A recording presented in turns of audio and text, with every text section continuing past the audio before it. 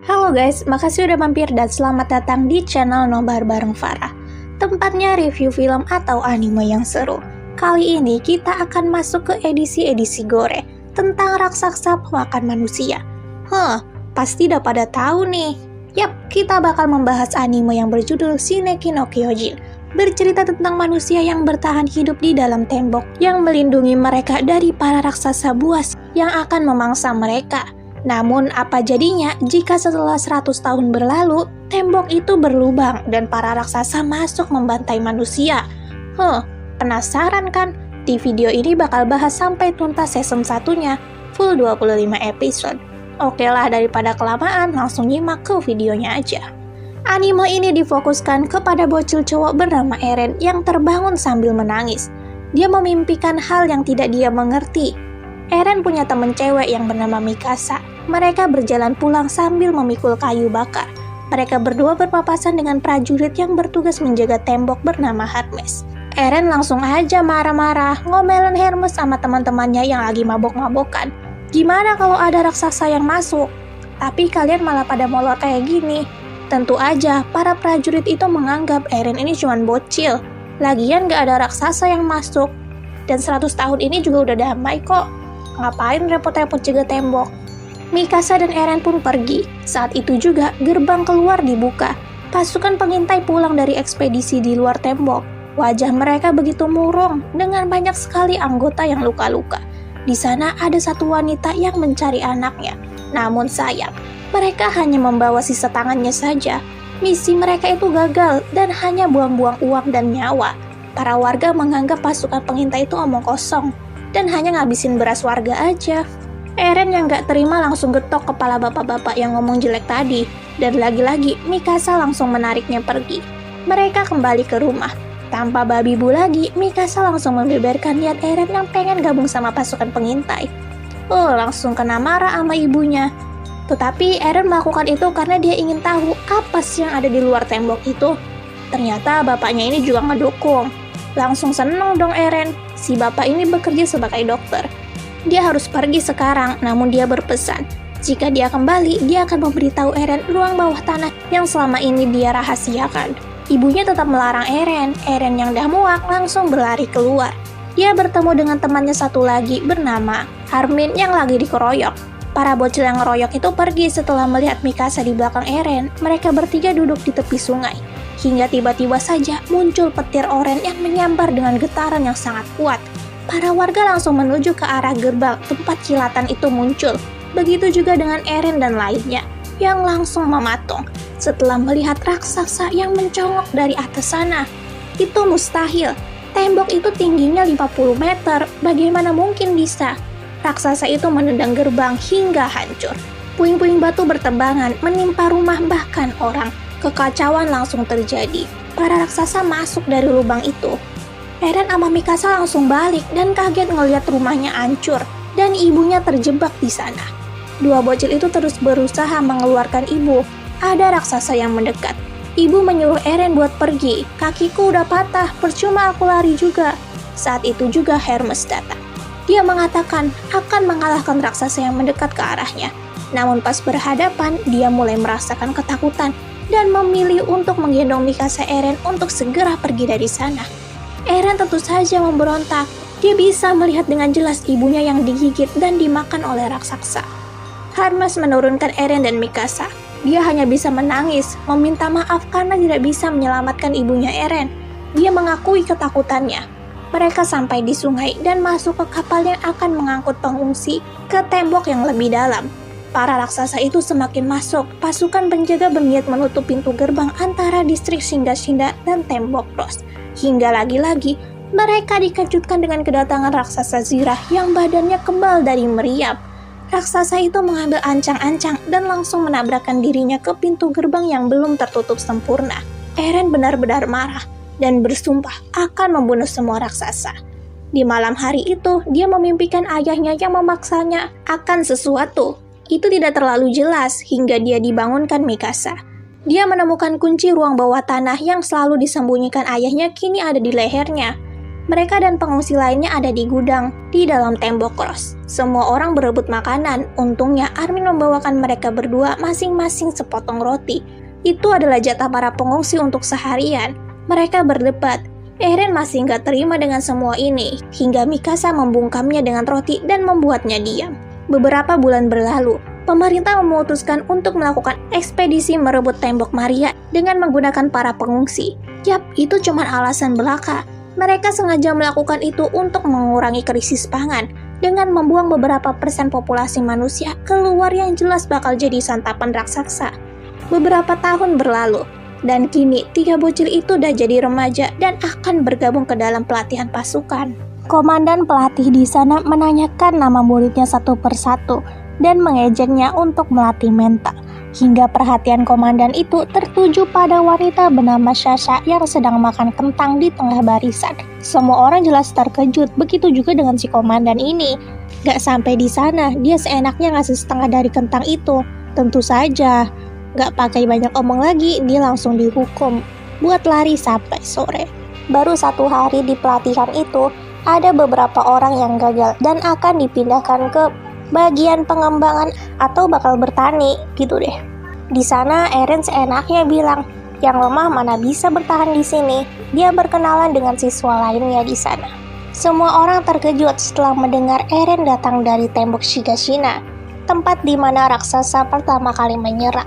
Eren benar-benar menunjukkan ambisinya yang ingin bergabung dengan pasukan pengintai dan membunuh banyak raksasa. Namun tetap saja di sana ada murid lain yang tidak menyukainya. Dia bernama Jean. Jean masuk ke pelatihan ini karena dia ingin bergabung ke polisi militer supaya bisa hidup aman di bagian dalam tembok. Mereka langsung aja dong berantem dan mereka dihentikan ketika bel yang menunjukkan waktu tidur berbunyi. Mikasa langsung menjemput Eren pergi. Di keesokan harinya, pelatihan itu dilanjutkan dengan menguji keseimbangan satu persatu siswa di atas tali guna persiapan penggunaan manuver 3D. Jadi maksudnya itu kayak alat yang mereka gunakan buat gelantungan gitu. Gak seperti lainnya yang mulus-mulus aja, Eren ini selalu jatuh. Dia benar-benar frustasi dan terus meminta temannya Armin dan Mikasa membantunya, namun tetap saja dia gagal. Eren bahkan sampai memohon ke murid yang lainnya yang ujung-ujungnya dia malah diejek. Bahkan perkataan Eren tempo hari itu pun berbalik kepadanya. Orang lemah memang tidak pantas ada di sini. Sebelum Eren dan Armin tidur, mereka mengobrol dengan Rainer dan Bertolt tentang penyerangan raksasa beberapa tahun yang lalu. Bertolt bercerita jika dia ini datang dari tembok Maria dan keluarganya ini nggak tahu pada saat raksasa itu menyerang masuk. Rainer langsung menghentikan ceritanya. Mereka berempat keluar dari perkemahan dan pergi ke depan danau. Di sana, Rainer mengatakan, kuncinya adalah mengatur sabukmu. Besok kamu pasti bisa berhasil. Dan hari esok pun tiba. Hari penentuan apakah Eren akan dipulangkan atau lanjut. Eren dinaikkan ke alat penguji keseimbangan itu. Namun dia hanya bisa bertahan dalam beberapa detik dan jatuh lagi. Semua orang benar-benar terkejut. Apakah Eren bakal gagal? Komandan yang ada di depannya itu terdiam dan menyuruh anak buahnya untuk mengganti sabuk Eren. Dan setelah diganti, dalam 1 kali percobaan, Eren berhasil. Dia bisa menjaga keseimbangannya dengan sangat sempurna. Ternyata selama ini Eren ini menggunakan sabuk yang rusak. 2 tahun berlalu, mereka terus melakukan pelatihan fisik dan lainnya, dan percobaan menghadapi raksasa dengan boneka tiruan di dalam hutan. Mereka juga disuruh berlatih bergulat bebas. Eren ini sampai mikir, kita ini mau ngelawan raksasa, kenapa harus repot-repot belajar ginian? Di sana Rainer menyuruh Eren menantang Annie yang berniat membolos. Eren sangat mudah dikalahkan. Annie mengatakan jika latihan ini sia-sia, karena yang menjadi polisi militer hanya peringkat 10 teratas. Bukankah aneh orang yang terkuat malah menjauhi raksasa? Di malam hari saat mereka semua makan, Jen mengobrol sama temannya Marco tentang enaknya kehidupan menjadi polisi militer yang dekat dengan raja dan ada di dalam tembok terdalam. Eren pun tidak bisa menahan emosinya dan langsung mendekati dia. Buat apa kamu repot-repot melakukan pelatihan ini kalau ujung-ujungnya cuma mau enak-enakan doang? Mereka berdua kembali ribut. Melihat Jen yang begitu sewot, langsung membuat Eren teringat dengan dirinya yang tidak bisa mengendalikan emosi pas bocil dulu. Dia nggak membalas perdebatan itu dan malah menggunakan teknik Annie untuk menjatuhkan Jean. Keributan itu akhirnya berhenti ketika pelatih datang. Mereka semua langsung ketakutan. Akhirnya, malam kelulusan pun tiba. 10 peringkat teratas diumumkan. Peringkat pertama itu Mikasa, kedua Rainer, ketiga Bertolt, keempat Annie, kelima Eren, keenam Jet, ketujuh Marco, kedelapan Connie, kesembilan Sasha, dan ke-10 Krista. Di malam itu, lagi-lagi Eren mengutarakan niatnya. Dia akan membuang peringkatnya dan memilih masuk ke pasukan pengintai. Dia akan keluar tembok, dan dia tidak mungkin berleha-leha begitu saja, ucapnya. Itu langsung menginspirasi teman-teman seangkatannya untuk ikut ke pasukan pengintai juga. Dan di pagi harinya, mereka melihat kepergian pasukan pengintai yang pergi keluar tembok untuk ekspedisi. Eren dan lainnya begitu sumringah melihat pasukan pengintai yang menurutnya itu sangat keren. Kemudian para kadet baru itu ditugaskan untuk ke atas tembok dan mempersiapkan meriam. Mereka benar-benar bersenang-senang dengan ambisinya yang ingin bergabung dengan pasukan pengintai. Hingga hal yang tidak disangka-sangka pun terjadi.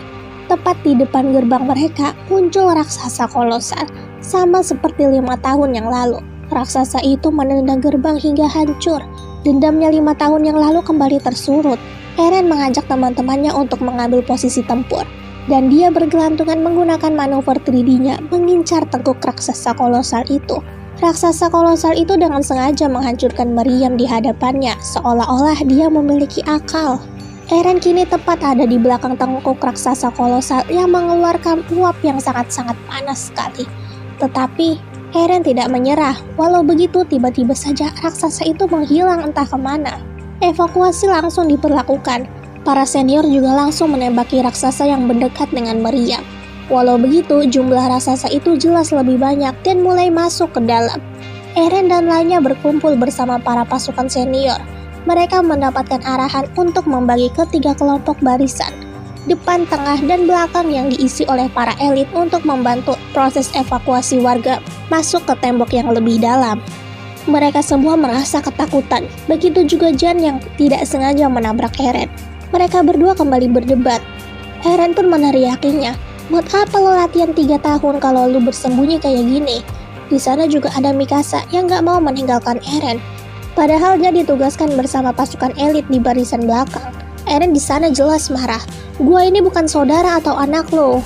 Jadi raksasa ini sebenarnya hanya tertarik untuk memakan manusia. Mereka sebenarnya tidak memiliki alat pencernaan atau alat reproduksi. Tubuhnya juga bisa beregenerasi dan hanya ada satu kelemahannya, yaitu memotong di bagian tengkuknya. Eren, Armin, dan teman-teman lainnya yang ada di barisan depan di sana semuanya begitu bersemangat. "Aku tidak akan mungkin kalah darimu, Eren, dan aku akan membunuh banyak raksasa itu." Ya, memang itu sih yang mereka pikirkan, tapi semuanya berbeda dari ekspektasi. Satu persatu dari mereka mulai dimakan. Eren juga mulai ketakutan. Dia terus menggunakan manuver 3D-nya untuk meluncur hingga kakinya digigit dan jatuh menubruk di atas genteng. Armin mendekatinya. Armin tidak sadar ketika ada raksasa yang sudah ada di dekatnya dan mengangkatnya. Armin membeku ketakutan hingga dia dimasukkan ke dalam mulut raksasa itu. Namun untungnya, Eren tiba-tiba ada di sana, menariknya keluar dan menggantikan dirinya yang ada di dalam mulut raksasa itu. Sayangnya, Eren tidak bisa keluar, dan tangan kirinya terpotong ketika raksasa itu menggigit dan menelannya bulat-bulat. Armin disadarkan Connie yang baru saja datang ke tempat itu. Dia berteriak dan mulai gila, kemudian pergi dari tempat itu sendirian. Di tengah jalan, dia menemukan teman wanitanya yang sedang memberikan nafas buatan ke pacarnya yang tubuhnya hanya tertinggal setengah. Bukan hanya dia sendiri yang gila saat ini. Di gerbang tembok Ross begitu ramai. Ternyata proses evakuasi itu tersendat karena pengungsi tidak bisa melewati gerbang penghubung tembok itu, lantaran ada pedagang kaya yang memaksa kereta kudanya masuk dan menghalangi jalur evakuasi. Pasukan penjaga gerbang itu begitu takut untuk mengusir juragan itu karena beda tingkatan hingga raksasa mendekatinya. Semua jelas langsung ketakutan hingga raksasa mendekati mereka semua yang langsung membuat mereka sangat ketakutan. Untungnya ada Mikasa yang langsung membunuh raksasa itu. Mikasa terkejut melihat situasi di depannya. Tanpa banyak omong, dia langsung mendekat ke juragan itu, mengabaikan bacotannya dan mengancamnya dengan pisau. Akhirnya, juragan itu pun mengalah dan membiarkan para penduduk masuk ke tembok yang lebih dalam, atau tembok Ross. Flashback di masa lalu. Jadi dulunya Mikasa ini tinggal sama kedua orang tuanya di suatu perbukitan. Keluarganya mengenal baik dengan Dr. Yeager atau bapaknya Eren yang akan datang ke rumahnya. Namun ketika pintu diketuk dan dibuka, ternyata yang datang adalah penculik yang langsung membunuh kedua orang tuanya dan menculik Mikasa. Dr. Yeager dan Eren yang baru aja datang itu begitu terkejut melihat dua mayat orang tua Mikasa. Ayah Eren berniat untuk melaporkan hal itu ke polisi. Dan saat itu juga Eren pergi sendirian dan menemukan tempat penculik itu. Jadi ternyata Mikasa ini dari keturunan Asia yang ada di daerah situ. Si penculik ini berniat menjualnya ke tempat hiburan dengan harga yang tinggi. Dengan berpura-pura seperti bocah yang tersesat, Eren masuk dan ketika penculik itu lengah, dia langsung menyerangnya dengan menusuk tepat ke jantungnya. Eren juga menghabisi orang satunya lagi. Ketika dia melepas tali yang mengikat tangan Mikasa, Mikasa memberitahunya jika masih ada satu orang lagi. Benar saja, Eren langsung ditendang dan dicekik. Dia berteriak menyuruh Mikasa supaya jadi berani dan maju. Mikasa jelas ketakutan. Dia memegang pisau itu, namun entah bagaimana teriakan Eren membangkitkan sesuatu dari dirinya dan langsung menusuk tepat ke jantung penculik itu dari belakang. Dan di malam harinya, polisi militer itu serta ayah Eren pun datang ke sana. Ayah tentu saja langsung memarahi Eren yang bertindak seenaknya. Karena Mikasa ini tidak punya siapa-siapa lagi, akhirnya Eren mengajaknya untuk tinggal bersamanya. Balik lagi ke masa sekarang, Mikasa yang mundur merasa bingung. Kok pasukan yang ada di garis depan gak ada yang mundur? Ternyata di markas itu, para senior dan komandan pergi ketakutan dengan dalih akan bergabung dengan pasukan elit di belakang. Dan kini, markas itu sudah penuh dengan banyak sekali raksasa. Bahkan saking putus asanya, ada kadet yang nekat bunuh diri dengan menembakkan pistol ke mulutnya. Jen dan Connie serta yang lainnya yang ada di garis depan kini bingung. Bagaimana caranya ke markas buat isi persediaan gas? Gas mereka nggak mungkin cukup buat langsung kembali ke tembok yang lebih dalam. Mikasa juga sampai di sana. Baru dengar suaranya aja, Armin langsung ketakutan, bahkan menangis. Ia pun menyebutkan nama-nama temannya satu persatu. Begitu juga Eren yang sudah gugur karena menggantikan tempatnya. Mikasa tidak marah, namun jelas tatapannya sangat kosong. Dia pun mengajak teman-temannya yang kini sedang ketakutan itu untuk ke markas. Aku akan mengalahkan semua raksasa di sana, karena aku ini kuat, katanya. Ya emang gitu sih, Mikasa melesat duluan dengan sangat kencang. Dia benar-benar marah saat ini hingga dia kehilangan keseimbangan dan jatuh. Armin menyusul Mikasa. Connie langsung mendesak Jan untuk menjadi pemimpin. Jan benar-benar kebingungan ketika teman-temannya yang kehabisan gas dan tidak bisa meluncur kini dimakan hidup-hidup oleh raksasa. Balik ke tempat Mikasa. Dia sudah terduduk di jalanan sendirian. Satu raksasa mendekatinya. Dia benar-benar putus asa setelah mendengar kematian Eren. Namun entah bagaimana, dia malah menghindari raksasa itu. Sayangnya, itu diperburuk dengan kemunculan satu raksasa lagi di belakangnya. Dia tidak akan menyerah. Namun tiba-tiba saja datang raksasa lain yang meninju raksasa yang mengepung Mikasa. Mikasa sangat terheran melihat raksasa tadi yang membunuh raksasa lainnya. Armin datang dan menariknya naik ke atas genteng. Mereka berdua melihat raksasa tadi kembali bergulat dengan raksasa lainnya. Mereka ini sadar raksasa itu tidak mengincar mereka dan raksasa itu mengetahui bagaimana cara bela diri tangan kosong. Connie juga datang. Armin langsung menukar gas miliknya kepada Mikasa. Dia berniat bunuh diri aja di sana daripada dimakan sama raksasa. Namun Mikasa menghentikannya, dan Connie juga menariknya untuk ikut meluncur bersama. Saat itu juga Armin menghentikan mereka berdua. Aku punya ide. Ayo manfaatkan raksasa itu. Kita tarik perhatiannya supaya raksasa itu membunuh raksasa yang ada di markas. Balik lagi ke Jan yang kini sudah membulatkan tekadnya dan mengajak teman-temannya untuk kembali meluncur. Walau kakinya sempat ditangkap, dia bisa meloloskan diri. Marco memujinya, tetapi tetap saja beberapa temannya masih saja yang tertangkap dan mati. Jen tidak menyuruhnya berhenti. Dia benar-benar menyesal menggunakan kematian temannya untuk membantunya meloloskan diri. Akhirnya mereka sampai di markas. Jen langsung bertanya, berapa orang yang selamat? Dia kini benar-benar down dengan kematian temannya yang mati di bawah kepemimpinannya. Jen melampiaskan kekesalannya kepada prajurit yang bersembunyi di bawah meja. Marco langsung menghentikannya. Saat itu juga mereka semua sadar, di sini terlalu ramai dan raksasa makin banyak, bahkan berniat merobohkan gedung. Mereka semua berebut untuk turun. Saat itu juga Jan mematung setelah melihat raksasa yang mencoba merobohkan gedung tadi ditinju dengan raksasa lainnya. Mikasa, Armin, dan Connie juga datang ke sana. Mereka menceritakan jika dia memanfaatkan raksasa itu untuk kesini. Itu adalah raksasa yang memihak manusia. Selama itu juga, prajurit di sana memikirkan sebuah rencana untuk mengambil alih gudang pengisian gas yang ada di bawah. Yang katanya di ruangan itu sudah dipenuhi dengan raksasa berukuran 3-4 meter.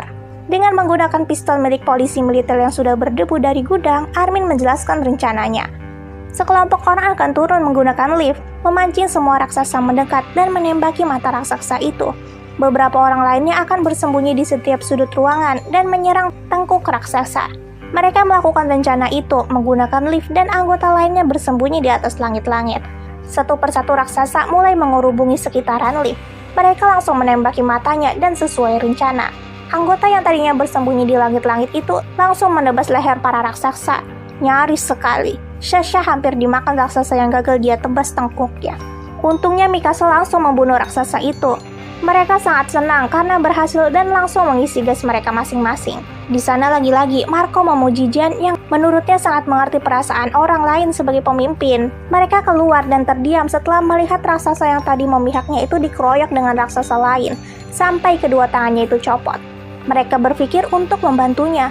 Ini tidak boleh disia-siakan. Mungkin saja raksasa itu bisa memajukan pengetahuan manusia tentang raksasa nanti. Ternyata hal itu diperburuk dengan datangnya raksasa jenis aneh yang membunuh temannya tadi pas mereka berangkat di awal-awal tadi. Ya, mau ditolong bagaimana jika raksasa yang memihak itu dengan mudahnya meloloskan diri dari raksasa lainnya dan langsung menggigit tengkuk raksasa jenis aneh. Gak sampai di situ, dia membanting ke raksasa yang tadi mengeroyoknya, hingga dia kelelahan dan tumbang begitu saja. Mereka semua tampak terkejut ketika tiba-tiba saja dari tengkuk raksasa itu muncul seseorang. Itu adalah Eren. Jadi raksasa itu selama ini adalah Eren. Mikasa langsung bergegas turun. Dia memeluknya. Detak jantungnya masih ada. Mikasa benar-benar terkuras sampai menangis. Penyerangan raksasa itu benar-benar banyak sekali memakan korban. Mungkin salah satu penyebabnya karena tidak adanya pasukan pengintai yang membunuh raksasa di dalam sana. Karena pas banget 1 jam yang lalu, para pasukan pengintai itu pergi keluar gerbang untuk ekspedisi. Flashback 1 jam yang lalu, pasukan pengintai sekarang ada di tembok Maria. Ada satu anggota di sana dikunyah raksasa hidup-hidup. Kopral yang bernama Levi langsung membunuh raksasa itu. Namun sayang, bawahannya itu tidak bisa diselamatkan karena pendarahan yang gak berhenti. Dia bertanya sebelum ajalnya yang menjemput, apakah aku ini sudah bermanfaat bagi umat manusia? Levi langsung menggenggam tangannya dan mengatakan, ya, sangat berguna sekali. Bawahannya itu pun mati. Tiba-tiba saja, komandan bernama Erwin itu menyuruh semua pasukannya untuk kembali mundur. Dia sadar pergerakan raksasa begitu aneh, dan semua raksasa itu menuju ke arah selatan. Pasti kejadian yang seperti 5 tahun yang lalu kembali terjadi. Sedangkan di tempat lain, Eren sadar dia ada di dalam perut raksasa dengan cairan asap dan potongan-potongan tubuh teman-temannya. Gak bisa nih, gua harus keluar. Tapi bagaimana caranya? Dia benar-benar benci, menumpukan semua kebenciannya itu akan raksasa dan menjulurkan tangannya yang sudah buntung. Dan entah bagaimana, dari dalam mulut raksasa yang tadi memakannya itu muncul tangan raksasa lain yang langsung merobek perutnya dan keluar dari sana. Itu tidak lain adalah raksasa Eren. Di sana Eren sangat senang ketika membunuh raksasa dengan tinjunya, hingga dia tidak sadar, dia ngelantur dan bangun. Dia pun terkejut setelah sadar, dirinya dan 2 temannya itu dikepung pasukan penjaga gerbang yang menodongkan pisau raksasa ke arahnya. Komandan pasukan itu terus berteriak, bertanya, "Kamu manusia atau apa? Kamu sengaja menyusup ke sini bukan? Kamu adalah monster." Di sana Eren masih tidak connect, apa yang sebenarnya terjadi? Kok aku masih hidup? Tanganku kok bisa jadi utuh? Komandan itu benar-benar sudah tidak tahan lagi dan menyuruh pasukannya untuk melontarkan meriam. Mereka tentu tidak bisa menghindar lagi. Tiba-tiba saja Eren langsung menarik kedua sahabatnya itu, memeluknya dan menggigit tangannya. Sebuah asap tebal muncul. Dia kembali berubah menjadi raksasa, tetapi hanya tangannya saja yang dia gunakan untuk menahan meriam. Semua orang yang melihat itu langsung ketakutan. Di dalam raksasa itu, Eren sudah sadar. Dia juga sama ketakutannya, menarik tubuhnya keluar dan menghampiri 2 sahabat yang ada di bawah sana. Eren menunjukkan kunci ruang bawah tanahnya. Aku mengingatnya. Semua ini gara-gara ayahku. Aku tahu di ruang bawah tanah itu pasti ada sesuatu. Aku harus ke sana. Dia berniat untuk kembali menjadi raksasa, namun Mikasa langsung menghentikannya. Kamu itu udah kecapean, lihat kamu mimisan tuh. Di sana mereka terus berdebat, apalagi Mikasa juga memaksa buat ikut. Waktu yang mereka miliki semakin menipis, sebelum meriam itu benar kembali diisi. Di tengah-tengah sana, Armin jadi galau. Kenapa jadi kayak gini lagi? Kenapa aku merasa kayak jadi beban? Dan terus meminta pertolongan mereka berdua. Hingga pada akhirnya Eren meminta tolong kepada Armin untuk membujuk komandan pasukan gerbang itu supaya memaafkan mereka. Eren percaya kepada Armin. Dia juga mengatakan jika dulu Armin sudah membantunya memanggil Harnes untuk menyelamatkannya dan Mikasa saat 5 tahun yang lalu. Di sana Armin jadi yakin kembali dan menampik dirinya yang seorang beban. Dia bangun dan berjanji akan membebaskan mereka berdua dari situasi yang rumit ini. Armin melepaskan seluruh perlengkapan manuver 3D dan maju ke depan komandan, berteriak mengatakan jika Eren bukanlah ancaman, tetapi Eren bisa membantu kita semua. Sudah ada buktinya, dia sudah mengalahkan banyak raksasa di luar sana. Satu persatu pasukan penjaga yang mengapung mereka jadi terdiam dan mulai merenungkan hal itu. Berbeda dengan komandan yang masih ketakutan dan tidak mau menerimanya. Dia menjulurkan tangannya. Dia akan membunuh Eren dan lainnya sekarang juga. Namun untungnya, Komandan Pixis yang mengurus distrik Tors itu pun datang dan menghentikannya. Dia tertarik dengan ucapan Armin tentang memanfaatkan Eren untuk mengambil alih tembok Maria. Dia membawa Eren, Mikasa, dan Armin ke atas tembok, sedangkan dia menyuruh bawahannya untuk mengumpulkan seluruh prajurit. Armin langsung mengatakan rencananya. Dia ingin Eren dalam bentuk raksasanya itu membawa batu raksasa yang ada di dekat gerbang untuk menutup lubang secara permanen. Kini Pixis bertanya kepada Eren. Eren begitu ragu, namun dia menjawab dia pasti akan mencobanya. Pixis langsung saja mengatakan rencana pengambilan tembok Tors menggunakan raksasa Eren kepada semua pasukan yang berkumpul. Orang-orang mulai ketakutan, gak ada yang mau buat kembali ke distrik itu. Keributan mulai terjadi, beberapa orang berbalik untuk pulang. Siapa yang mau melakukan rencana gila ini? Dan saat itu juga, Armin menjelaskan rencananya untuk memancing semua raksasa mendekat ke sudut, menjauhkannya dari Eren dan beberapa regu lain harus membunuh raksasa yang mendekati Eren. Balik lagi ke Pixis. Dia tidak akan menghentikan orang yang mau mundur di misi ini. Namun dia juga mengatakan tentang kejadian 5 tahun yang lalu, di mana pemerintah sengaja membuang pengungsi untuk mengurangi krisis makan. Dia nggak tahu lagi bagaimana kalau raksasa datang dan kembali menghancurkan dinding yang lebih dalam.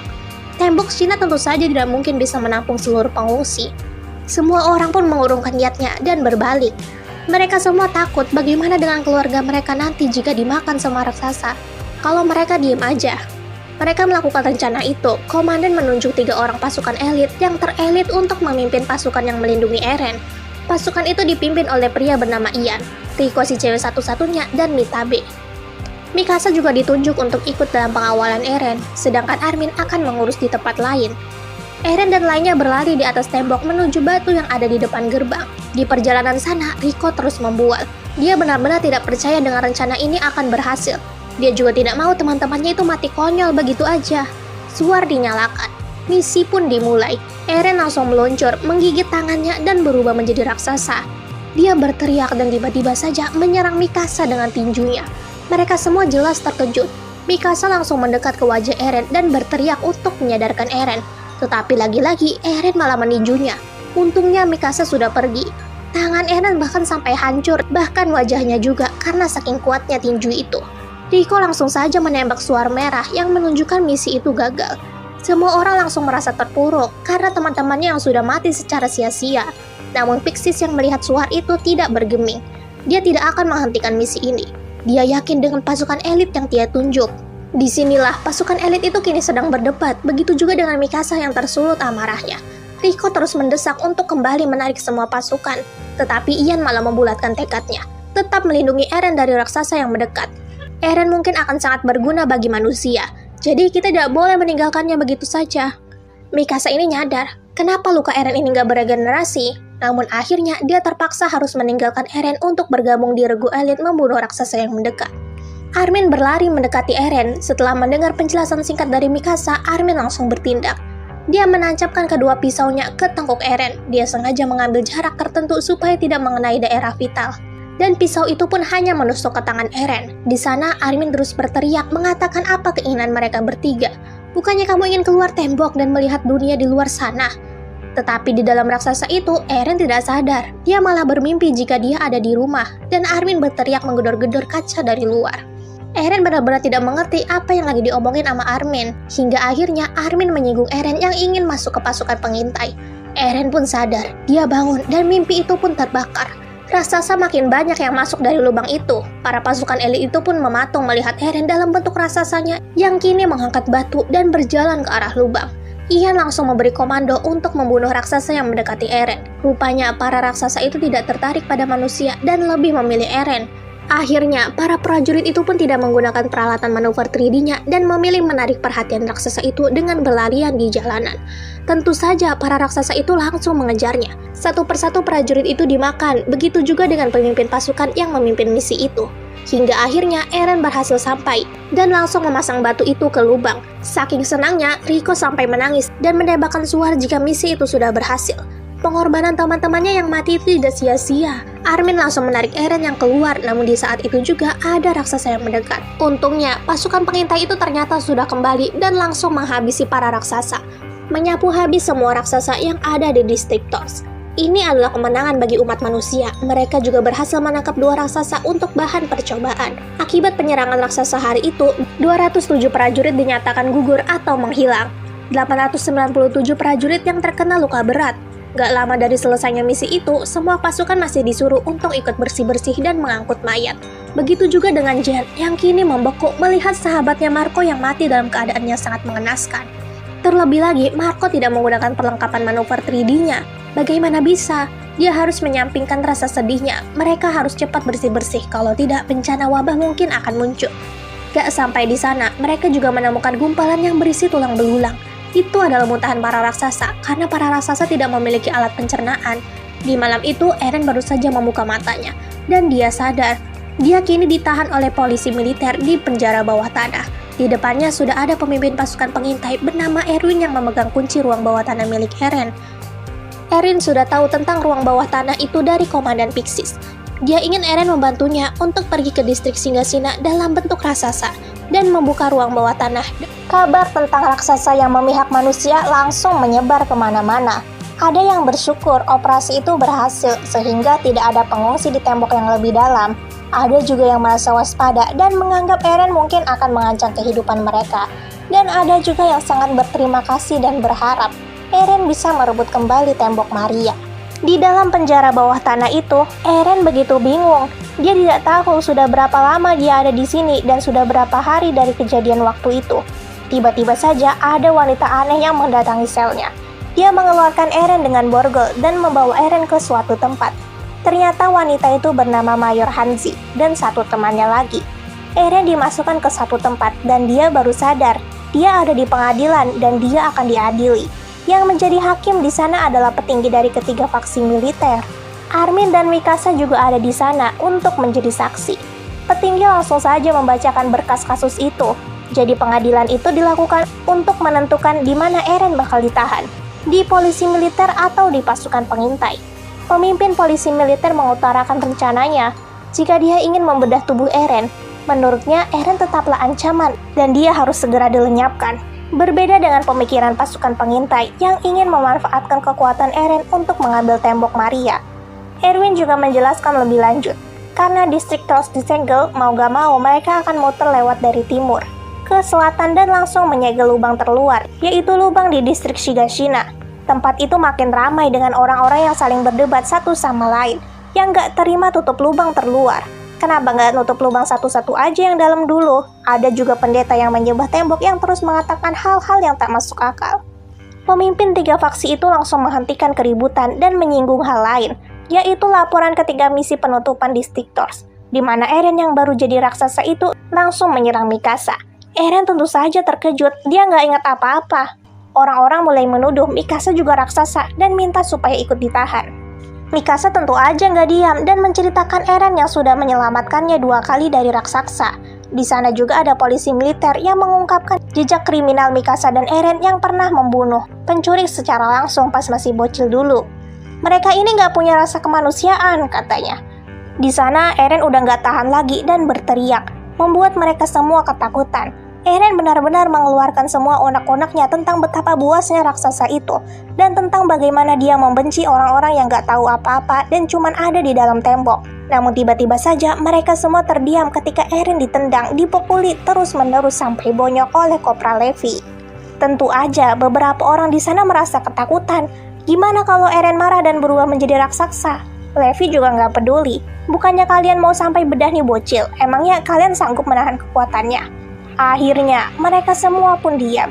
Saat itu juga Erwin mengajukan jika Levi akan mengawasi Eren. Akhirnya, petinggi 3 faksi itu pun mengambil keputusannya. Semua ini demi umat manusia.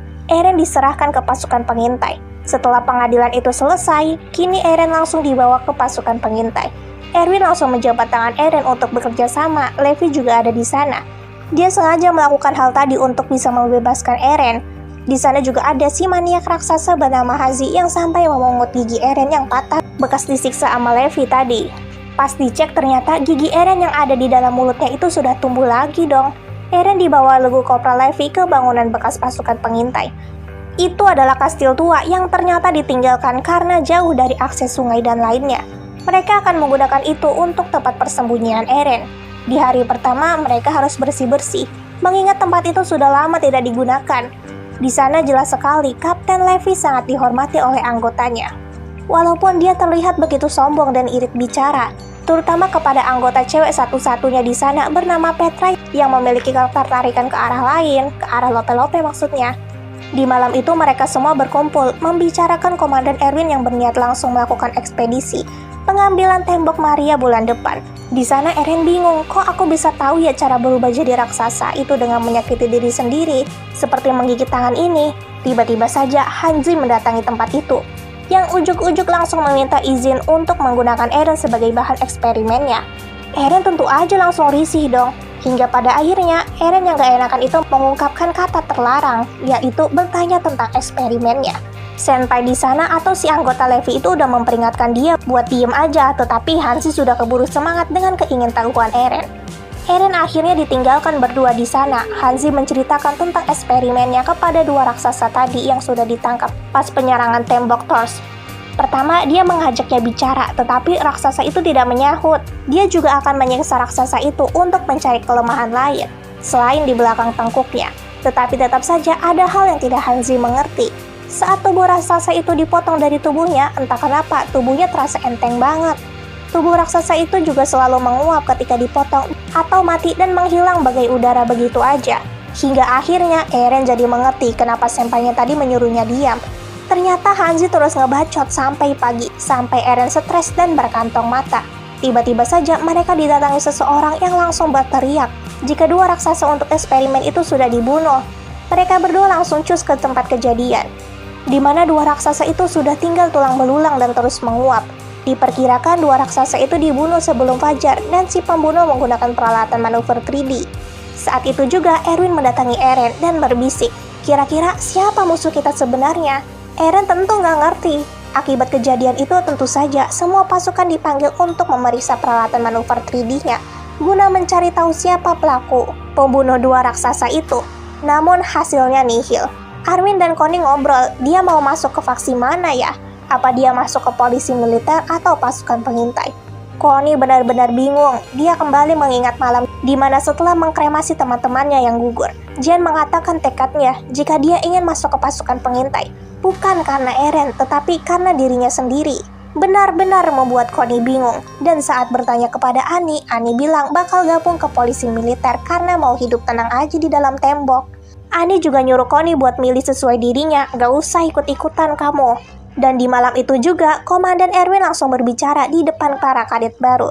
Dia gak nanggung-nanggung dan langsung membeberkan tentang ruang bawah tanah Eren yang ada di distrik Shigashina, yang akan mengungkap kebenaran tentang kehidupan manusia. Erwin juga menjelaskan rencana ekspedisinya yang akan dilakukan langsung bulan depan. Tentu saja, itu mengejutkan orang-orang di sana. Gila aja langsung keluar tembok begitu aja. Erwin meminta yang akan bergabung dengan pasukan pengintai harap tetap di sini dan yang gak mau pergi aja. Dan benar aja, orang yang menolak itu begitu ramai pergi dari tempat itu. Di sana Connie benar-benar bingung. Dia sengaja ikut militer supaya bisa gabung ke polisi dan disanjung sama tetangga di rumahnya dan membuat ibunya senang. Tetapi kok dia malah berhenti dan tetap di sini? Sasha juga ketakutan di sana, tapi dia tidak pergi dari tempat itu. Mereka langsung mendapatkan penjelasan tentang formasi yang akan digunakan untuk ekspedisi bulan depan. Dan di sore harinya, para kadet baru itu dipindahkan ke Kastil 2. Eren begitu senang bertemu dengan teman-temannya. Jen juga ada di sana. Dia mengatakan mau gak mau dia akan mempercayai dan memaksa Eren supaya mensukseskan operasi itu, apapun yang terjadi. Akhirnya, hari ekspedisi pengambilan tembok Maria itu pun datang. Eren yang ada di atas kuda itu merasa begitu bangga. Apalagi dia melihat dua bocil yang begitu mengagumi pasukan pengintai. Dia seperti melihat dirinya yang dulu. Mereka mulai berkuda melewati daerah permukiman dan menemukan beberapa raksasa. Beberapa orang langsung mengurusnya dan yang lain maju. Satu persatu orang-orang di sana langsung memisahkan diri sesuai dengan formasinya. Regu sayap kanan pengintai yang melihat raksasa langsung menembakkan suar merah. Siapapun anggota yang melihatnya langsung menembakkan suar yang sama. Dengan begitu, komandan akan menarik formasi ke arah yang lebih aman. Di sana mereka juga dikejutkan dengan kehadiran jenis aneh atau raksasa yang bertindak di luar nurul. Para senior di sana dengan mudah mengalahkan raksasa itu, walau mereka ada di tanah lapang. Gak sampai di sana, dari kejauhan mereka melihat raksasa jenis aneh lagi yang berlari dengan sangat kencang. Senior itu sudah mengambil ancang-ancang untuk membereskannya lagi, tetapi semua di luar perkiraan. Raksasa itu seakan-akan tahu kemana arah manuver 3D dan langsung menangkap tali pelontar yang digunakan para senpai itu dan membunuhnya. Kini Armin yang menjadi sasaran dan dikejar di sana. Armin sadar itu bukan bentuk aneh, tetapi itu sama kayak Eren, raksasa yang punya akal. Gak sampai di sana, ternyata raksasa yang berwujud wanita itu juga membawa raksasa-raksasa lain yang langsung memakan semua orang yang ada di formasi sayap kanan. Armin jatuh dari kudanya. Dia benar-benar ketakutan sekaligus terkejut ketika raksasa wanita itu menarik tudungnya, memeriksa wajahnya, dan pergi begitu saja. Armin kembali berkuda dan didatangi Rainer dan Jean. Mereka bertiga membicarakan tentang raksasa wanita aneh itu. Armin ini sadar dari gerak-gerik raksasa wanita itu, dia pasti mencari seseorang di pasukan pengintai. Dia pasti mencari Eren. Mereka bertiga juga berdebat di mana tempat Eren di formasi itu. Jean bilang ada di sayap kiri bagian bawah. Rainer bilang ada di sayap kanan. Tetapi Armin di sana malah berpendapat, mungkin saja keberadaan Eren dirahasiakan dan tempat formasi paling aman adalah ada di bagian belakang tengah. Mungkin Eren ada di sana. Jean akhirnya mengajak, berarti kita harus menjauhkannya dari Eren. Dia pun meminta Armin dan Rainer untuk bekerja sama, menahan raksasa wanita itu sampai jauh dari Eren. Armin menyuruhnya menggunakan tudung kepala supaya nggak gampang dikenali raksasa wanita itu. Jean sudah meluncur untuk mengincar kakinya, namun raksasa itu dengan mudah menghindarinya. Tak sampai di sana, raksasa itu juga memukul kuda milik Armin. Ketika raksasa itu sedang melihat wajah Armin, Jean kembali mencoba menyerang. Tetapi raksasa itu menutup tengkuknya dan hendak memukul Jean. Jean sadar ajalnya sudah ada di depan mata. Namun tiba-tiba saja Armin berteriak tentang orang yang ingin cepat mati, yang langsung membuat raksasa wanita itu terdiam. Setelah Jean berhasil meloloskan diri, Rainer maju, tapi sayang, dia langsung ditangkap dan dikepal. Jean benar-benar terkejut, tetapi tak selang beberapa detik aja, Rainer bisa meloloskan dirinya dengan memotong tangan raksasa wanita itu dan meloloskan diri sambil membawa Armin. Di sana Armin sadar, entah bagaimana raksasa itu marah berbalik ke formasi belakang, ke arah Eren. Bagaimana dia bisa tahu Eren ada di sana? Mereka bertiga masih bertahan di sana gara-gara kuda Jean gak bisa balik. Hanya ada satu kuda. Mereka bingung dan harus memilih satu orang yang harus ditinggalkan di sana. Armin tentu saja mengusulkan dirinya aja, tetapi dia ingin Jean atau Rainer menyampaikan pesan ke komandan. Namun untungnya Krista datang sambil membawa kuda Jean. Dia bagaikan dewi penyelamat. Mereka berempat kembali berkuda dan melihat suar hijau. Mereka sadar operasinya masih dilakukan. Gila aja nih komandan, bukannya harusnya mereka menarik perintah mundur. Raksasa wanita itu terus maju, dan satu persatu prajurit pasukan pengintai itu mati ketika berniat menghentikannya. Mereka sampai di bagian hutan dengan pepohonan raksasa. BTW dulunya ini adalah tempat rekreasi. Hanya bagian tengah formasi yang diizinkan masuk dan bagian yang lainnya disuruh berjaga di luar untuk menahan raksasa. Para anggota baru itu nggak ngerti dan hanya terus berdiri di atas pepohonan dan menunggu. Satu persatu raksasa mulai mendekat dan berusaha menggapai mereka yang ada di atas pohon. Di sana Armin terus berpikir, kenapa tujuan mereka melenceng ke arah sini? Dia pun sadar, Komandan Erwin pasti sudah mengetahui hal ini sejak awal dan berniat menangkap raksasa wanita itu di hutan ini. Dan di dalam hutan itu, Eren bersama Regu Kopral Levi mulai merasa tidak tenang. Ada sesuatu yang mengejar mereka. Benar saja, dalam hitungan detik, raksasa wanita itu muncul dengan kecepatan tinggi. Beberapa orang berusaha menghambatnya, namun dengan mudah dibunuh. Para anggota di sana begitu kebingungan dan ketakutan, harus ngapain ini? Kopral Levi tidak bergeming dan terus menyuruh mereka untuk berkuda saja. Tetapi jelas, bukankah itu mustahil? Bagaimana kalau raksasa wanita itu dapat mengejar? Akhirnya, Levi menembakkan suara-suara yang sangat berisik, menarik perhatian anggotanya untuk tenang sesaat. Levi mengingatkan kembali tugas pasukannya, yaitu menjaga Eren supaya tidak terluka. Walau regu itu sudah kembali tenang, tetapi Eren masih tidak nurut. Dia masih ingin tahu sebenarnya apa yang terjadi. Saat ini dia bahkan ingin menggigit tangannya untuk berubah menjadi raksasa dan bertarung. Dia tidak bisa membiarkan orang-orang terus mati di belakang ketika menahan raksasa wanita itu. Petra tentu saja melarangnya dan menyuruh Eren supaya percaya kepada mereka semua. Eren masih angel-angelan hingga pada akhirnya Levi mengatakan, "Jika itu semua terserah kamu, jangan sampai kamu menyesal atas pilihan yang kamu pilih." Petra yang berkuda di sebelahnya itu terus menekan Eren supaya percaya kepada mereka. Di sana Eren kembali mengingat waktu dia jadi bahan eksperimen. Flashback ke masa lalu. Sebelumnya pada hari itu Eren dimasukkan ke dalam sumur dan disuruh untuk berubah menjadi raksasa. Namun Eren sendiri tidak mengerti kenapa dia tidak bisa berubah. Padahal dia sudah menggigiti kedua tangannya sampai berdarah. Mereka pun akhirnya menghentikan eksperimen itu dan duduk-duduk santai. Saat itu tangan Eren sudah diperban, namun ketika dia hendak mengambil sendok yang terjatuh, dia merasa kesakitan dan saat itu juga tangannya seketika berubah menjadi tangan raksasa yang langsung mengejutkan semua orang yang ada di sana dan langsung hendak menyerangnya. Orang-orang di sana begitu marah kepada Eren dan menganggap Eren ingin melakukan sesuatu yang berbahaya kepada mereka, mengingat Eren yang berubah tanpa diminta. Saat itu juga Hanzi datang dan dia sangat kegirangan sampai menyentuh tangan raksasa Eren yang jelas masih terasa sangat panas. Dari sana Hanzi mulai mengambil kesimpulan. Eren bisa berubah menjadi raksasa kalau ada tujuan tertentu, jadi harus yakin dulu. Seperti kejadian tadi, tangan raksasa itu memegang sendok teh yang kecil. Bahkan sendok itu tidak meleleh walaupun terkena suhu panas dari tangan raksasa. Dari sana para anggota Kopral Levi merasa bersalah dan mereka segera meminta maaf. Mereka sengaja menggigit tangannya sendiri. Balik lagi ke masa sekarang. Akhirnya, Eren bisa menenangkan diri dan memilih percaya kepada Senpai dan Kopral Levi. Dia pada akhirnya terus melajukan kudanya bersama. Eren dan regu Levi itu nggak tahu aja kalau Erwin sudah memasang jebakan dan setelah mereka lewat, jebakan itu langsung diluncurkan. Ribuan panah dengan kawat langsung melontar dan mengenai raksasa wanita. Terus-menerus hingga raksasa wanita itu tidak bisa bergerak sama sekali. Levi menyuruh Eren dan regunya untuk terus berkuda, sedangkan dia pergi menemui Erwin. Raksasa wanita itu tidak bisa bergerak sama sekali dan terus memegangi tengkuknya. Di tempat lain, Eren bersama Senpai atau regu Levi itu kini bersembunyi di atas pepohonan. Senpai di sana merasa bangga. "Tuh, lihat kan Eren, kamu harusnya percaya aja." Tetapi ya tetap aja, ternyata cuma orang-orang penting di pasukan pengintai aja yang tahu tentang rencana ini. Karena Komandan Erwin pasti tahu ada mata-mata di pasukan pengintai. Nah, mungkin ini juga jawaban dari pertanyaan Erwin waktu itu. Kira-kira siapa musuh kita sebenarnya? Balik lagi ke Komandan Erwin. Dia berniat untuk mengeluarkan orang dari raksasa itu. Levi dan satu rekannya sudah bersiap untuk menebas tangan yang menutupi tengkuk itu. Namun sayang, tangan itu langsung mengeras bagaikan kristal yang langsung mematahkan pisau pemotong raksasa. Erwin tak habis akal.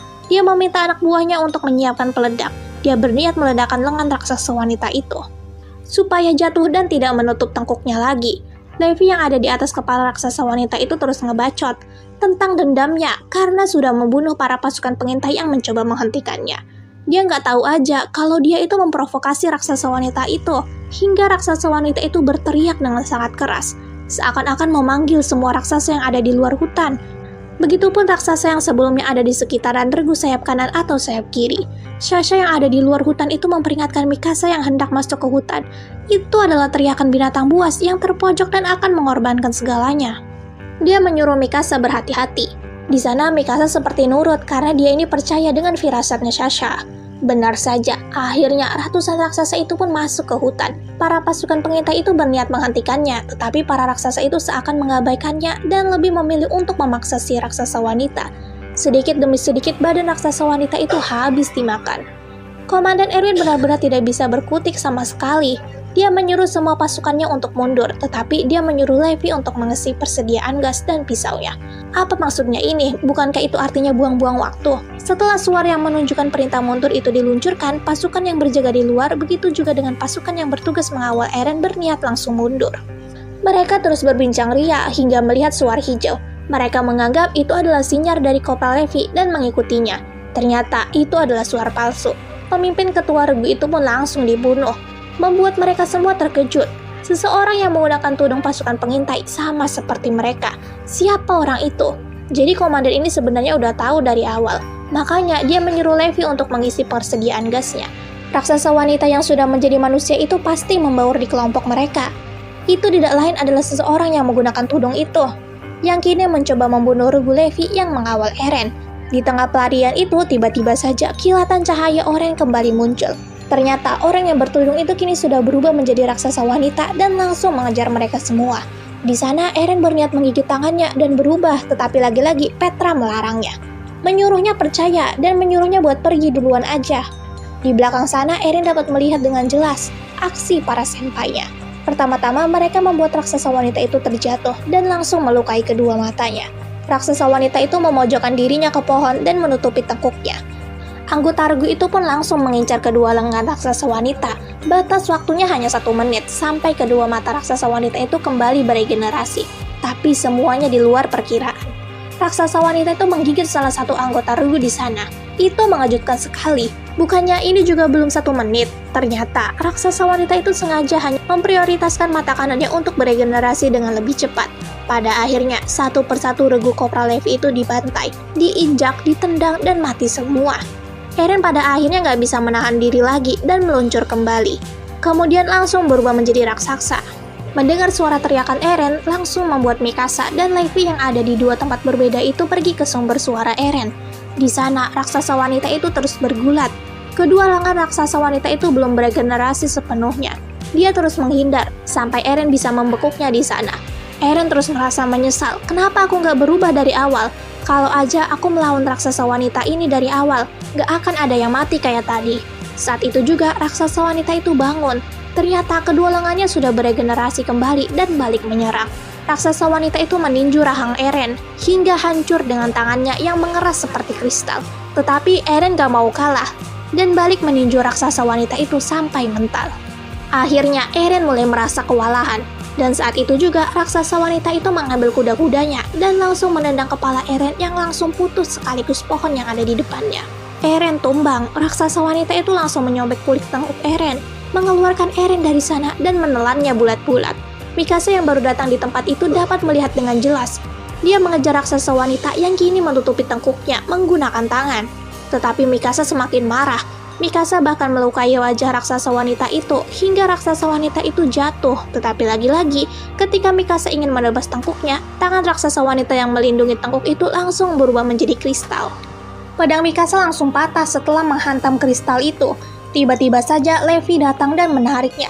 Dia menyuruh Mikasa untuk tenang dan menyadarkan Mikasa. Apa prioritasnya yang sebenarnya? Mustahil untuk membunuh raksasa wanita itu saat ini. Kamu ingin menyelamatkan pacarmu, bukan? Lihat tuh, raksasa wanita itu juga udah mulai kelelahan. Levi menyuruh Mikasa menarik perhatian raksasa itu dan dia akan mengeluarkan Eren, entah itu di perut atau di tenggorokan. Ketika raksasa wanita itu berbalik, Levi langsung menyayat tangan, mata, dan sekujur tubuhnya, bahkan kaki raksasa wanita itu hingga tumbang. Raksasa wanita itu masih terus berusaha melindungi tengkuknya. Saat itu juga, Levi langsung menyayat lengan raksasa wanita itu hingga kedua tangannya jatuh. Melihat itu, Mikasa langsung berniat untuk menyerang tengkuk raksasa wanita, tetapi tengkuk itu langsung mengeras. Levi langsung menyelamatkan Mikasa sebelum kena pukul raksasa wanita. Levi memotong rahang raksasa itu hingga Eren keluar dari sana. Dia langsung menyuruh Mikasa untuk mundur. Lagian tujuan kamu ini kan, maksudnya si Eren itu. Gak usah ngurusin raksasa wanita itu lagi. Di dalam tembok itu banyak sekali keluarga yang menunggu kepulangan anak-anaknya. Ada yang sampai membuatkan makanan spesial. Mereka nggak tahu aja kalau kini pasukan pengintai sedang memungut mayat-mayat rekannya. Misi kali ini gagal dan banyak sekali orang yang mati. Saat itu juga ada beberapa mayat yang tidak bisa dipungut karena berada di daerah dekat raksasa. Itu akan sangat membahayakan dan ketika perjalanan kembali, ternyata 2 anggota yang nekat untuk memungut mayat temannya kini membawa sekumpulan raksasa di belakangnya. Itu jelas hal yang bodoh dan sama saja membawa kematian bagi seluruh pasukan. Pada akhirnya, Levi mengambil keputusan. Dia menyuruh buat membuang semua mayat yang dibawa di kereta. Sungguh menyedihkan. Walau begitu, itu bisa menghambat pergerakan para raksasa dan mereka bisa kembali masuk ke dalam tembok. Di sana, Eren sudah kembali sadar dan ada Mikasa di sebelahnya. pasukan pengintai yang kembali semuanya memasang wajah murung. Beberapa warga mengatakan jika pasukan pengintai tidak berguna dan hanya membuang-buang nyawa, membuat Eren semakin marah. Namun setelah dia bangun dan melihat wajah sumringah dari dua bocil yang dia lihat pas berangkat tadi, ia pun mengurungkan niatnya dan malah menangis. Tak sampai di sana, ada bapaknya Petra yang mendekati Levi dengan wajah yang malu-malu. Dia ingin menjodohkan Petra dengan Levi, tetapi jelas Petra sudah nggak ada, bahkan mereka juga nggak bisa bawa mayatnya kembali. Akibat gagalnya misi itu, Komandan Erwin disuruh menghadap ke pusat dan nasib Eren akan dipindahkan ke tangan polisi militer. Para polisi militer itu disuruh untuk mengawal Komandan Erwin, dan Eren sampai ke pengadilan. Annie juga ditugaskan di sana. Tiba-tiba saja Armin memanggilnya ke gang. Di sana, Armin langsung terus terang jika dia meminta bantuan Annie yang seorang anggota polisi militer untuk membantunya menyelundupkan Eren supaya keluar dari tembok ini. Dia tidak bisa membiarkan Eren diserahkan ke polisi militer begitu aja, dan Armin hanya bisa mempercayai Annie yang seorang temannya. Tetapi Annie juga ogah-ogahan sih. Tapi pada akhirnya dia bisa dibujuk dan akan mengantar Eren keluar dengan aman. Mereka sampai di gerbang kota bawah tanah. Armin mengajak Annie untuk lewat sini aja, yang dipastikan aman, namun Annie menolak untuk masuk. Dia langsung berlagak jika dia ini sangat takut dengan kegelapan, tetapi Eren terus mendesaknya. Ayo turun, gini doang kok takut. Tiba-tiba saja Annie malah tertawa gila. Dia itu sebenarnya sudah tahu semuanya, alasan kenapa jalanan juga begitu sepi. Kamu udah merencanakan semua ini kan Armin? Di sana Armin hanya bisa terdiam. Lain halnya dengan Mikasa yang udah nggak tahan dan mengeluarkan kedua pedangnya. Dia akan membunuh Annie sang raksasa wanita itu. Armin yang mengetahui Annie yang hendak menggigit tangannya itu langsung menyalakan suar. Pasukan pengintai yang sudah menyamar itu langsung membekuk kedua tangan Annie dan menahan mulutnya. Mereka nggak tahu aja kalau Annie punya cincin dengan jarum. Annie langsung melukai jarinya dan berubah menjadi raksasa. Flashback dulu nih, di malam setelah mereka pulang dari misi, Erwin mengatakan jika dia akan menangkap raksasa wanita itu di tembok bagian dalam saat pengawalan Eren. Jadi ceritanya nanti Jen yang akan disuruh menggantikan Eren dan Eren harus bertarung jika Annie berubah menjadi raksasa. Eren jelas tidak percaya kalau Annie adalah raksasa wanita. Semua itu karena Armin yang mengatakan dia berhadapan dengan raksasa wanita saat misi tadi. Armin pernah menyinggung tentang orang yang ingin cepat mati, itu tidak lain adalah Eren, dan yang hanya mengetahui hal itu adalah siswa seangkatannya. Yang lain juga berpendapat jika raksasa wanita itu mirip dengan Annie. Tentu saja Eren masih menolak. Masa mirip gitu doang? Kan gak mungkin. Mikasa juga berbicara. Kamu kan sudah bertarung sama raksasa wanita itu. Kamu pasti ingat dengan gaya bertarung raksasa wanita itu kan? Bukankah itu mirip dengan Annie? Akhirnya Eren bungkam, walau dia masih tidak menerima kenyataan. Armin di sana juga menambahkan, jika yang membunuh kedua raksasa eksperimen itu juga adalah Annie. Dia memang lolos dari inspeksi pengecekan manuver 3D, itu karena dia menyerahkan perlengkapan milik Marco. Dan sebagai kesimpulannya, Annie sendirilah yang juga membunuh Marco. Balik lagi ke masa sekarang. Dari atas, Annie terus menginjak-injak dan merobohkan langit-langit terowongan itu dan berusaha meraih mereka. Mereka sadar, gak bisa lama-lama kayak gini. Akhirnya, Eren meminta para sahabatnya itu untuk mendekat. Dia akan merubah dirinya menjadi raksasa. Namun saat dia menggigit tangannya, dia tidak bisa berubah, terus-menerus sampai tangannya berdarah. Armin ini tahu, alasan kamu masih belum cukup buat berubah jadi raksasa. Begitu juga dengan Mikasa. Sebenarnya kamu ini masih gak percaya bukan? Kalau Annie adalah raksasa wanita, makanya kamu ragu-ragu. Di sana Eren jadi bingung. Akhirnya Armin mengambil keputusan supaya menggunakan tudungnya dan mengajak Mikasa untuk berlari ke arah yang berlawanan untuk menarik perhatian Annie. Namun sayangnya, saat itu juga Annie menghancurkan atap terowongan tepat di atas Eren. Eren langsung tertimpa bebatuan. Di luar sana, Mikasa dan pasukan pengintai lainnya terus berusaha menghentikan Annie. Begitu juga dengan Jean yang udah nggak tahan berpura-pura menjadi Eren dan keluar untuk ikut membantu. Jean mendatangi Armin yang sedang memindahkan puing di atas badan Eren. Jean benar-benar kesal dengan Eren yang tidak bisa berubah menjadi raksasa. Namun tiba-tiba saja ada puing yang terlempar ke sana yang mengharuskan mereka berdua menghindar.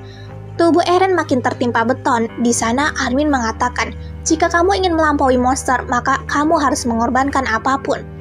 Dan di tempat lain, Hanji menggunakan perangkap tombak kawat yang dia gunakan di hutan waktu ekspedisi kemarin untuk menjebak Annie. Annie tumbang di sana, namun tak menunggu lama, dia menghancurkan semua perangkap itu menggunakan kakinya yang bebas dan kembali lolos. Balik lagi ke Eren, dia kini mulai sadar dengan tujuan awalnya.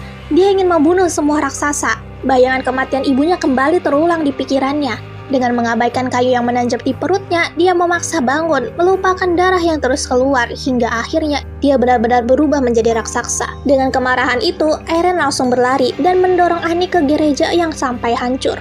Adegan kejar-kejaran para raksasa itu terus berlanjut, merusak bangunan sekitar dan banyak sekali menimbulkan korban jiwa. Kekacauan itu tentu saja disadari oleh komandan polisi militer. Dia langsung meminta pertanggungjawaban Erwin, yang membuat dua raksasa itu bergelut di sini. Ya, Erwin juga nggak peduli. Nih, tangkap aku aja. Asal kamu urus semua misi ini dan harus berhasil menangkap raksasa wanita itu. Akhirnya, komandan pasukan polisi itu tidak bisa melakukan apapun. Dia memang menahan Erwin, tetapi dia juga menyuruh semua anak buahnya untuk melakukan evakuasi kepada warga yang masih ada di sana. Dua raksasa itu terus bergelut. Annie menggunakan kakinya yang sudah berubah menjadi kristal untuk menendang Eren, hingga rahang Eren hancur dan memukul kepalanya juga. Satu kaki Eren juga sudah buntung di sana. Eren yang tidak menyerah, dia malah makin berapi-api dan kembali maju dengan berlari gaya King Kong, menangkap Annie dan menghancurkan wajahnya. Annie bisa meloloskan diri dan menendang tubuh Eren hingga terbanting ke bangunan yang ada di belakangnya. Annie benar-benar kewalahan. Dia memilih untuk memanjat tembok menggunakan jari-jari yang sudah berubah menjadi kristal. Eren tentu saja menarik kakinya. Nggak sampai di sana, Mikasa juga ada di sana dan langsung memotong jari-jari Annie. Annie kembali jatuh. Eren langsung membekuk dan ada di atas Annie, menghancurkan lengan dan kepala Annie. Dia membuka rahangnya lebar-lebar, menyobek kulit dan berniat menelan Annie bulat-bulat. Namun, dia menghentikannya setelah melihat wajah Annie yang menangis. Saat itu juga muncul kilatan cahaya yang sangat terang, bersamaan dengan tubuh raksasa Eren yang menyatu. Dengan cepat, Levi langsung mengeluarkan Eren dari sana. Tak menunggu lama, Eren sadar dan dia pun menyadari Annie sengaja membekukan dirinya di dalam kristal. Jan yang penuh dendam itu terus berusaha menghancurkan kristal itu, namun selalu gagal dan pedangnya selalu patah. Erwin langsung dipanggil untuk dimintai pertanggungjawaban. Bukankah itu artinya misi ini juga gagal karena tidak bisa mengorek informasi sama sekali dari Annie? Banyak sekali kerugian dan korban jiwa yang disebabkan dari misi gagal ini. Namun Erwin tidak menganggapnya gagal, karena dari sini saja dia tahu kalau ada manusia yang bisa berubah menjadi raksasa dan bersembunyi di antara mereka. Dia pasti akan mengungkap spesies yang sama nanti. Akhirnya, Annie kini dikurung di penjara bawah tanah, di bawah pasukan pengintai. Eren juga sudah mulai kembali pulih. Di sana dia kembali bercerita kepada Mikasa. Ketika dia bertarung melawan Annie itu, dia merasa sangat senang. Bahkan dia berpikir mati juga nggak apa-apa. Tentu saja Mikasa langsung menghentikannya. Akhirnya, season 1 ini pun ditutup dengan penampakan retakan tembok bekas cakaran Annie itu jatuh dan menunjukkan Titan yang ada di dalam tembok. Sebenarnya apa maksudnya ini? Gila banget sih guys, ini lumayan panjang hasilnya. Ya emang sih orang totalnya juga 25 episode. Makasih yang udah nonton sampai akhir. Jangan lupa kasih subscribe dan share juga yuk. Nanti lanjut ke season selanjutnya. Sorry ya guys, sebenarnya gue bingung mau bikin alur cerita apa nih. Makanya gue berniat untuk nyelesain SNK aja ini nih sampai akhir. Nanti kita bakal bikin alur cerita yang lainnya juga.